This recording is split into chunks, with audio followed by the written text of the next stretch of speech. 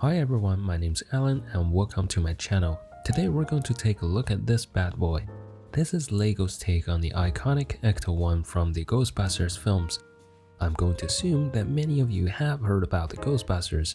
If not, perhaps you've seen this logo somewhere. Either way, in short, the Ecto-1 is a 1959 Cadillac ambulance fitted with sirens, lights, and various crazy looking ghostbusting devices. Now Lego has really knocked it out of the park with this set. The first thing that stood out to me was the size of this vehicle. It's around 1.5 feet long or 47 centimeters. And to put that into context, it's roughly the length of my forearm and my hand combined. It's quite substantial, isn't it? So because of its large scale, the designers were able to squeeze a lot of details and clever ideas into this set. One of my favorites is what's on the roof of this car. Aside from all the fancy canisters and lights, the sniffer, which is this cannon-like device, and the half-dish have been cleverly engineered. When the vehicle is on the move, the half-dish spins around while the sniffer oscillates like if they were looking for ghostly activities. And these motions were made possible by this ingenious gear setup hidden inside the roof panel, which was then being driven by the rear wheel via a vertical rod through the chassis. And that is some serious engineering. You know, now that I think of it, this feature alone probably would have sold me on this set, but there's more. Coming to the left side of the vehicle, right underneath the rear passenger window, which at first glance doesn't seem anything special, but this piece right here is actually a hidden trigger in disguise. When pushed in, the gunner seat will then eject out of the door on the other side while the seat itself rotates 180 degrees, all with a push of a button. And to reset the seat, just push on the spot where the sticker indicates and you're ready to go. And speaking of stickers, this set has a lot of them, and to be honest, like a lot of you out there, I am not a fan of stickers. However, I was kind of glad that they did stickers this time, and here's why. You see, Ecto-1 in the new Afterlife film has a really old and rusty appearance, and it seems that Lego did not want to miss the opportunity to capture those details. And what we ended up with was a bunch of rust decals, which I then happily skipped. Personally, I prefer the clean and pristine look of my Ecto-1, but your mileage may vary. With that being said, if Lego chose to use printed parts, I would have had no choice but to live with a good old rusty. Alrighty, let's move on to the last trick up its sleeve, the ghost trap. To deploy the ghost trap, you pull on this knob next to the taillight on the left. This will lower the ramp under the car, which then releases the ghost trap. As you can see, the ghost trap is on wheels this time, which makes it deployable while on the go. And I can't wait to see how this is going to be used in the new movie. But nonetheless, the mechanism is very well designed and I like it a lot.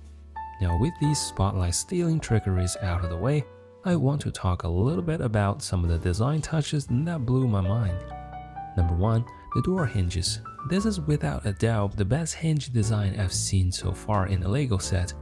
Doors attached with these hinges feel solid and they stay in place when you leave them open at any angle. And there's also a hinge attached to the inside of each door to restrict how wide the doors can be opened, just like doors on a real car. And number 2, the front grille. At first glance, it looks just like how it should be, but this grille is actually made up mostly of the tiny little roller skates from the Lego minifigures. In fact, you can't really tell that they're roller skates unless you inspect them closely. Very clever choice indeed. Oh, I almost forgot to mention, out of the entire set, the grill is probably the most repetitive part to build, but it is really not that bad at all.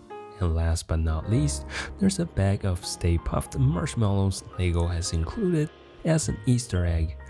Now if you watch any of the old Ghostbusters films, you'd know what this is about, and I have a feeling that this might be an indication that the big marshmallow thingy could come to cheer things up again in Afterlife. Now there is a lot more great little details like these that I won't be able to cover, simply because that would just make this video way too long and take away all the fun and little surprises from your own build. But I will tell you that building this set was extremely fun. Not a lot of tiny dinky parts and just the right amount of repetition to keep you from getting bored.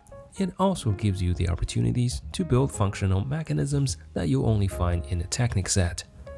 However, the only thing that I didn't like about this set is the amount of stickers being used in places where printed parts are much better suited for.